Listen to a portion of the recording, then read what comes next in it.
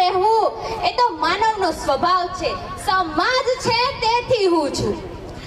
મને હવે એક વાત મૂકવાની બહુ મન થાય છે કે કોણ જાણે સમાજની કેવી રીત હશે. લગ્ન પ્રસંગની રીત તો સાવ અનોખી જ હશે, પણ હું જ્યારથી સમજણની થઈ છું ત્યારથી મારા મગજમાં એક સવાલ આવ્યા કરે છે કે શું કુદરતની એવી રચના છે કે વરઘોડો કાઢવો જ પડે? ટ્રાફિક અને ધ્વનિ પ્રદૂષણ કરવાનો શોખ, શું ડીજે વગર શબ્દપદીના ફેરા ન ફરી શકાય? માનવ માત્ર પેટની ભૂખ માત્ર 60 કે 80 ગ્રામની હોય તો લગ્નમાં 300 કે 400 રૂપિયાની ડીશની શું જરૂર છે? અરે નવયુગનની પ્રીત તો પાલવડે બંધાય છે તો ચોરીનો માંડવો લાખોમાં કેમ લખાય છે?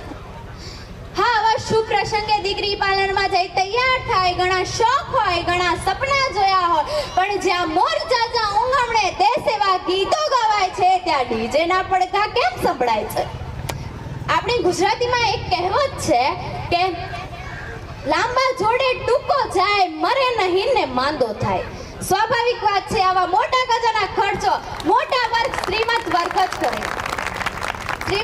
જ કરે, પરંતુ જ્યારે આવે મધ્યમ વર્ગની વારી ત્યારે તે મુશ્કેલીમાં મુકાય છે.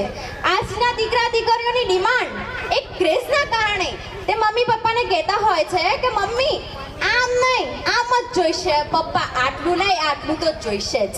અને આવા પ્રશ્નો જ્યારે મા બાપ સાંભળે છે ત્યારે એમને થાય છે કે હવે હું શું કરીશ? મારી પાસે એટલી હેસિયત નથી કે હું એને આવું કરી શકું ને પેલું કરી શકું.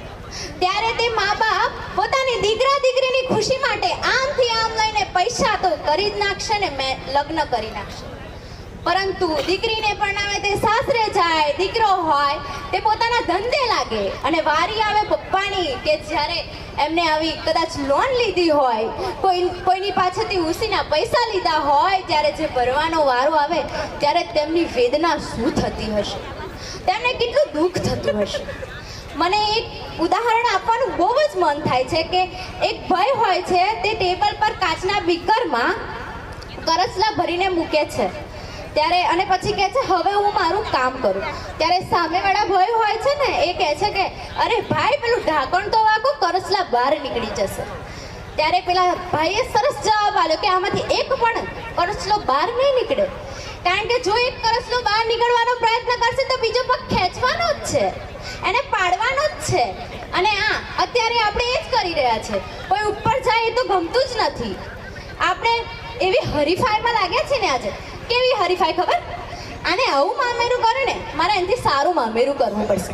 આને મેરેજમાં આવી રસોઈ બનાવી મારે એનાથી 2 થી 3 આઈટમ તો સારી બનાવવી જ પડશે.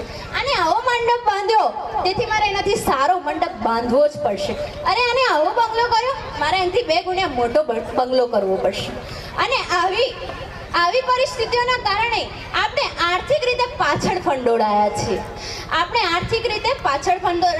આપણી એકતા તૂટી રહી છે. આપણે હરીફાઈમાં લાગ્યા છીએ. અને આ એકતાને ટકાવી રાખવા એક અગત્યનો મહત્વનો ભાગ ભજવે છે આપણું સમૂહ લગ્ન. આપ સૌને મારી નમ્ર વિનંતી છે કે તમે પણ સમૂહ લગ્નમાં જોડાઓ.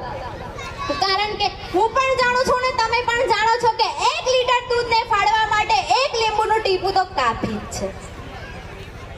સુસંસ્કૃત સમાજ બનાવવા માટે જ્યારે બધાને મહેનત કરવી પડશે ને ત્યારે સમજાશે, પોતાનો ફરજનો ખ્યાલ આવશે. કચરો અને કેળાની છાલ ક્યાં ફેંકવી ને એનું સમજણ રહેશે. આજે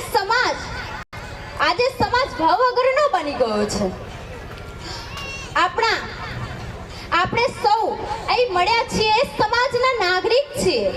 તેથી આપણા છેલ્લા ઘણા વર્ષોથી પ્રયત્ન કરી રહેલા સમાજના આગેવાનોનું સ્વપ્ન